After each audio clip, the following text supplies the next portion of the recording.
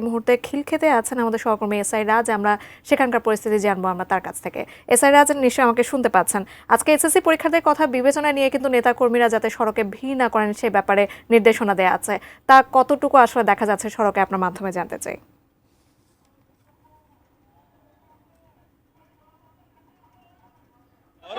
আজ দেশে ফিরছেন বিএনপি চেয়ারপারসন ও সাবেক প্রধানমন্ত্রী। 4 মাস পর দেশে ফিরছেন বিএনপি চেয়ারপারসন ও সাবেক প্রধানমন্ত্রী বেগম খালেদা জিয়া।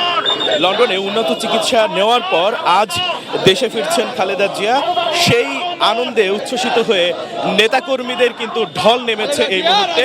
আমি রয়েছি হোটেল রেডিসন ব্লুর সামনে এবং এখানে দেখতে পাচ্ছেন যে যুব দলের যেই সদস্যরা এবং কর্মী কিংবা নেতারা রয়েছেন তারা কিন্তু এখানে পুরো রাজপথ আসলে যে রাস্তা রয়েছে রাস্তার পাশে দাঁড়িয়ে কিন্তু আসলে স্লোগান দিচ্ছেন এবং তাদের নেত্রীকে অভ্যর্থনা জানানোর জন্য কিন্তু তারা উপস্থিত হয়ে আছেন।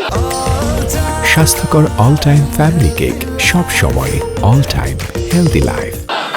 আমরা জানি যে আজ সকাল 10:40 ঢাকা হজরত শাহজালাল আন্তর্জাতিক বিমানবন্দরে আসলে কাতারের আমিরের দেওয়া যেই এয়ার অ্যাম্বুলেন্সটি রয়েছে সেটি কিন্তু আসলে নামবেন এবং সেখানে সেই অ্যাম্বুলেন্সে করে আসবেন বেগম খালেদা জিয়া এবং সঙ্গে কিন্তু আসলে সহযাত্রী অর্থাৎ দেশে ফিরছেন সহযাত্রী হিসেবে তার 2 পুত্রবধূ ডক্টর জোবাইদা রহমান এবং ডক্টর সৈয়দা শর্মিলা রহমান। এই মুহূর্তে আমরা রয়েছি হোটেল রেডিসনের সামনে এবং এখানে দেখতে পাচ্ছেন যে বিএনপির পক্ষ থেকে বিএনপির কেন্দ্রীয় যে নির্দেশনা ছিল সেই নির্দেশনা থেকে কিন্তু বলা হয়েছিল যে আসলে নির্দিষ্ট পয়েন্টে কিন্তু এই নেতাকর্মীদেরকে আসলে দাঁড়ানোর জন্য নির্দেশনা দেওয়া হয়েছিল। সেই নির্দেশনা অনুযায়ী কিন্তু খিলক্ষেত থেকে আসলে হোটেল রেডিসন পর্যন্ত আসলে যে পয়েন্টে ছিল সেই পয়েন্টে আসলে যুব দলের জন্য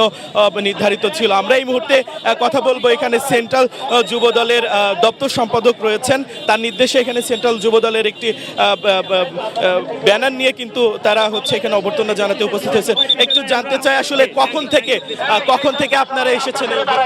সরি, আবার বলেন, শুনি নাই। আপনারা কখন থেকে এখানে এসেছেন? আমরা সকাল 9টা থেকে বাংলাদেশের আশা আকাঙ্ক্ষার প্রতীক দেশ নেত্রী বেগম খালেদা জিয়ার জন্য লক্ষ কোটি জনতা অপেক্ষা করতেছে। আশা করি উনি অল্প সময়ের মধ্যে নেমে যাবেন এবং আমরা সুখে শান্তিতে ওনাকে বাসামঞ্জে পৌঁছে দেওয়ার দৃঢ় প্রতিজ্ঞা করে আমরা সবাই নেমেছি সকাল 9টা থেকে। ইনশাল্লাহ নেত্রী বাসা পৌঁছা পর্যন্ত আমরা রাস্তা অবস্থান করব, সুশৃঙ্খলভাবে অবস্থান করবো ইনশাল্লাহ।